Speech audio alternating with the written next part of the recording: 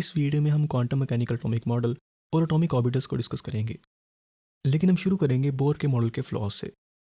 1913 में बोर ने जो अपना एटॉमिक मॉडल प्रपोज किया था, उसमें उसने शेल्स का कंसेप्ट डिस्कस किया था। यानी शेल्स किसी भी एटम में न्यूक्लियस के अराउंड वो फिक्स्ड पाथवेज हैं जिन पर इलेक्ट्रॉन्स रिवॉल्व करते हैं, और इन सभी शेल्स की एक स्पेसिफिक एनर्जी भी होती है। शुरू में तो ये मॉडल किसी हद तक सक्सेसफुल था, लेकिन फिर जब क्वांटम मैकेनिक्स और ज़्यादा डिवेलप हुई तो इस मॉडल के फ्लॉज भी सामने आने लग गए। यानी बोर ने तो अपने मॉडल में इलेक्ट्रॉन्स को सिर्फ एज अ पार्टिकल कंसिडर किया था, लेकिन जब 1923 में डी ब्रॉय ने ड्यूअल नेचर ऑफ मैटर का कंसेप्ट प्रपोज किया, तो अब इलेक्ट्रॉन्स की पार्टिकल की नेचर के अलावा एक और नेचर सामने आई, यानी वेव नेचर। लेकिन बोर के मॉडल में तो इलेक्ट्रॉन सिर्फ एज अ पार्टिकल बिहेव करते थे, और यही बोर के मॉडल का फर्स्ट फ्लॉ था। फिर इसके बाद 1927 में हाइजेनबर्ग ने एक और ग्राउंड ब्रेकिंग प्रिंसिपल प्रपोज किया, जो था अनसर्टेनिटी प्रिंसिपल, जिसके अकॉर्डिंग हम किसी भी चीज़ की पोजीशन और वेलोसिटी या मोमेंटम को एक ही टाइम में यानी साइमल्टेनियसली स्टडी नहीं कर सकते। अगर हम उस ऑब्जेक्ट की पोजीशन को स्टडी करेंगे तो उस ऑब्जेक्ट की वेलोसिटी या मोमेंटम में अनसर्टेनिटी या डाउट क्रिएट हो जाएगा, और अगर वेलोसिटी या मोमेंटम को स्टडी करेंगे तो उसकी पोजीशन में डाउट क्रिएट हो जाएगा। और इसी अनसर्टेनिटी प्रिंसिपल की वजह से प्रोबेबिलिटी का कंसेप्ट क्वांटम मैकेनिक्स में इंट्रोड्यूस हुआ, जिसे हम एक एग्जांपल के साथ समझते हैं। तो लेट्स से कि आप टीवी पर एक क्रिकेट मैच देख रहे हैं और आपका फेवरेट बैट्समैन बैटिंग कर रहा है।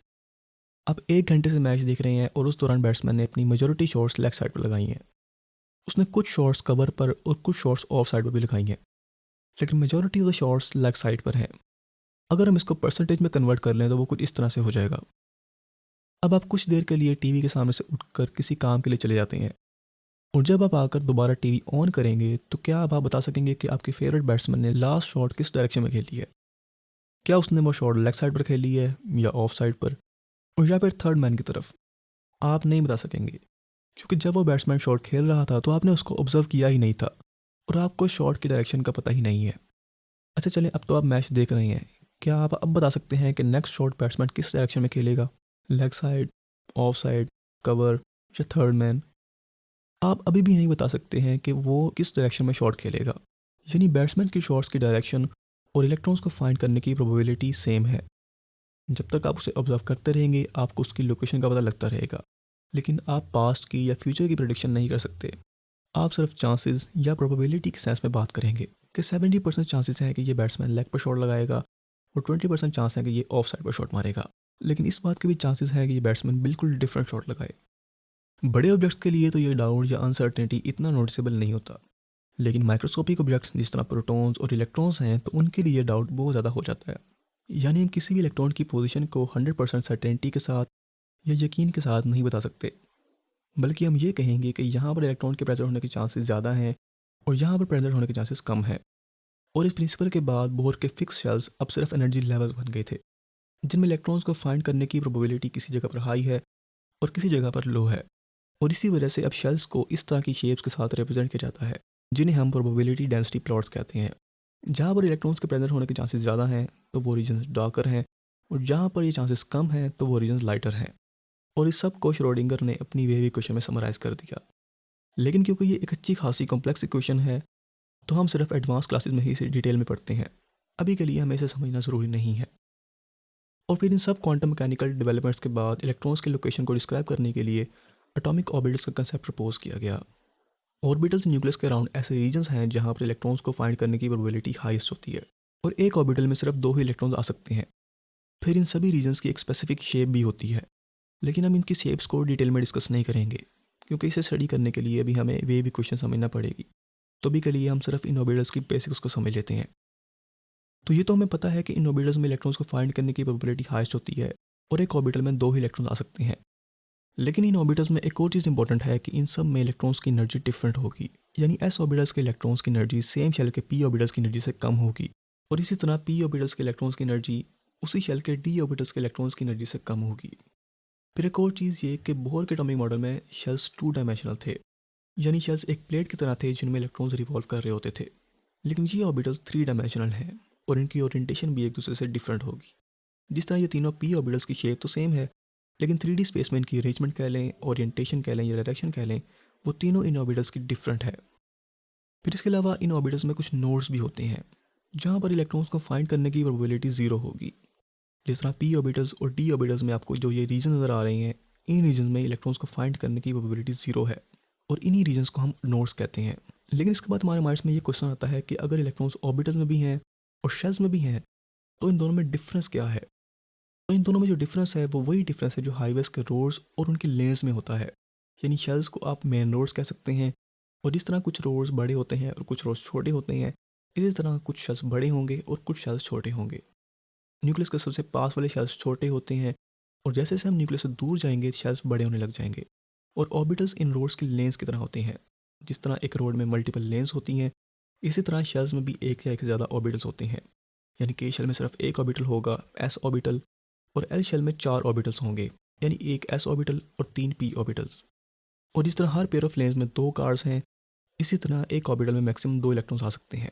इससे ज़्यादा इलेक्ट्रॉन्स नेक्स्ट ऑर्बिटल को फिल करेंगे, और इस फिलिंग सीक्वेंस को हम इलेक्ट्रॉनिक कॉन्फ़िगरेशन कहते हैं, जिसे हम फ्यूचर वीडियो में डिस्कस करने वाले हैं। लेकिन शेल्स और ऑर्बिटल्स को डिस्कस करते हुए हमने एक और कंसेप्ट यूज़ किया था, एनर्जी लेवल। उसका क्या मतलब है? तो एनर्जी लेवल बेसिकली वो रीजन्स हैं जहाँ पर इलेक्ट्रॉन्स की एक स्पेसिफिक एनर्जी होती है, और जैसे जैसे इलेक्ट्रॉन्स न्यूक्लियस से दूर जाएंगे उसकी एनर्जी भी उसी तरह इंक्रीज होती रहेगी। और इसे समझने के लिए आप इसे ग्रेविटेशनल पोटेंशियल एनर्जी से भी रिलेट कर सकते हैं। जिस तरह हाइट के इंक्रीज होने से उस बॉडी की ग्रेविटेशनल पोटेंशियल एनर्जी इंक्रीज होती है, तो सेम इसी तरह इलेक्ट्रॉन्स का न्यूक्लियस से डिस्टेंस इंक्रीज होने से उस इलेक्ट्रॉन की पोटेंशियल एनर्जी भी इंक्रीज होगी। लेकिन ये तो हम शेल्स की बात कर रहे हैं। अब हम देखते हैं कि ऑर्बिटल्स में इस एनर्जी का ट्रेंड किस तरह से है। तो शेल्स को हम इन ब्लॉक्स के साथ रिप्रेजेंट करते हैं। न्यूक्लियस के सबसे पास के शेल है, और फिर उसके बाद एल शेल है। इन शेल्स में total number of electrons calculate करने के लिए हम ये फार्मूला यूज़ करते हैं। तो पहले शेल में टोटल इलेक्ट्रॉन्स होंगे 2, और सेकंड शेल में होंगे 8। और क्योंकि हर ऑर्बिटल में सिर्फ 2 इलेक्ट्रॉन्स ही आ सकते हैं, तो इसका मतलब है कि सेकंड शेल में 8 इलेक्ट्रॉन्स को अकोमोडेट करने के लिए टोटल 4 ऑर्बिटल्स होंगे, और हर ऑर्बिटल में 2 इलेक्ट्रॉन्स आ जाएंगे। लेकिन एल शेल के सभी ऑर्बिटल्स की एनर्जी सेम नहीं होती। जो एस ऑर्बिटल है उसकी एनर्जी पी ऑर्बिटल से थोड़ी सी कम होती है। यानी इस डायग्राम में अगर हम एनर्जी के ट्रेंड को समझना चाहें, तो ऑर्बिटल्स की हाइट को कंपेयर कर लेंगे। जिन ऑर्बिटल्स की हाइट ज़्यादा है तो उनकी एनर्जी भी ज़्यादा है, और जिनकी हाइट कम है उनकी एनर्जी भी कम है। और इसीलिए हम ऑर्बिटल्स को सब शेल भी कहते हैं, क्योंकि इनमें प्रेजेंट सभी इलेक्ट्रॉन्स की एनर्जी सेम होती है। फिर इन ऑर्बिटल्स को स्पेसिफिक नाम देने के लिए इनके लेटर्स के साथ इनके शेल का प्रिंसिपल क्वांटम नंबर लगा देते हैं। और अगर ऑर्बिटल्स की ओरिएंटेशन डिफरेंट एक्सिस में है, तो सबस्क्रिप्ट में वो एक्सिस भी मेंशन कर देते हैं। और अब अगर हम इन ऑर्बिटल्स में इलेक्ट्रॉन्स को फिल करें तो वो कुछ इस तरह से होंगे। यानी हम लोअर एनर्जी ऑर्बिटल से शुरू करेंगे और हायर एनर्जी ऑर्बिटल्स तक ग्रेजुअली फिल करेंगे। और इस सारे प्रोसेस को हम डिटेल में इलेक्ट्रॉनिक कॉन्फ़िगरेशन वाली वीडियो में डिस्कस करेंगे। लेकिन अभी तक हमने डी ऑर्बिटल्स को डिस्कस नहीं किया। तो ऐसा इसलिए है कि डी ऑर्बिटल्स थोड़ा सा डिफरेंटली बिहेव करते हैं। उन्हें समझने के लिए हम ये एनर्जी लेवल डायग्राम ड्रॉ कर लेते हैं। सबसे लोअर एनर्जी पर के शेल है, जिसका प्रिंसिपल क्वांटम नंबर 1 है। उससे ऊपर एल, एम और एन शेल हैं। फर्स्ट शेल में 2 इलेक्ट्रॉन्स आएंगे, सेकंड शेल में 8, थर्ड में 18 और फोर्थ में 32 इलेक्ट्रॉन्स आ जाएंगे। और अगर हम इन शेल्स को ऑर्बिटल्स में डिवाइड करें तो पहले शेल में सिर्फ 1 ऑर्बिटल होगा, सेकंड में 4 ऑर्बिटल्स, थर्ड में 9 ऑर्बिटल्स और फोर्थ में 16 ऑर्बिटल्स होंगे। और एक और बात हम नोट करेंगे कि जैसे जैसे शेल्स इंक्रीज हो रही हैं वैसे वैसे उन शेल्स में एक न्यू टाइप के ऑर्बिटल्स ऐड हो रहे हैं। यानी फर्स्ट शेल में तो सिर्फ एस ऑर्बिटल है, सेकंड में एक new type P orbitals introduce हो रहे हैं, थर्ड में जाकर डी ऑर्बिटल्स इंट्रोड्यूस हो रहे हैं, और फोर्थ में जाकर एफ ऑर्बिटल्स ऐड हो रहे हैं। एफ ऑर्बिटल्स हमारे करंट लेवल के हिसाब से थोड़े से कम्प्लेक्स हैं, तो उन्हें हम डिस्कस नहीं करेंगे और सिर्फ डी ऑर्बिटल्स तक ही रहेंगे। तो अगर हम इन ऑर्बिटल्स को भी एनर्जी लेवल डायग्राम पर अरेंज करें तो कुछ इस तरह की अरेंजमेंट मिलेगी। 3p ऑर्बिटल्स तक तो एनर्जी एक सीक्वेंस में ही इंक्रीज हो रही है, लेकिन 3p ऑर्बिटल्स के बाद ये सीक्वेंस ब्रेक हो जाता है। यानी होना तो ये चाहिए कि 3p के बाद 3d की एनर्जी हो और उसके बाद 4s की एनर्जी हो, लेकिन ऐसा नहीं होता। 3d जो है वो इस सीक्वेंस को ब्रेक कर देता है, और 3d से पहले 4s ऑर्बिटल एनर्जी डायग्राम में पहले आ रहा है। तो ऐसा इसलिए है कि 4s की एनर्जी 3d से कम है, और इसीलिए 4s एनर्जी लेवल डायग्राम में 3d से लोअर होता है। फिर यहाँ पर एक और कंसेप्ट डीजेनरेट ऑर्बिटल्स का आता है। डीजेनरेट ऑर्बिटल्स ऐसे ऑर्बिटल्स होते हैं जिनकी एनर्जी तो सेम होती है, लेकिन उनकी ओरिएंटेशन या डायरेक्शन डिफरेंट होती है। जिस तरह ये 2p ऑर्बिटल्स हैं, फिर 3p या 3d ऑर्बिटल्स हैं। इन सब ग्रुप ऑफ ऑर्बिटल्स की एनर्जी सेम है, और इसीलिए ये डीजेनरेट ऑर्बिटल्स कहलाते हैं।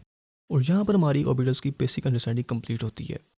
नेक्स्ट वीडियो में हम इलेक्ट्रॉन्स के एड्रेस यानी क्वांटम नंबर्स को डिस्कस करेंगे, और उसके बाद इलेक्ट्रॉनिक कॉन्फ़िगरेशन सीखेंगे। तो मिलते हैं इंशाल्लाह नेक्स्ट वीडियो में। तब तक के लिए अल्लाह हाफिज़।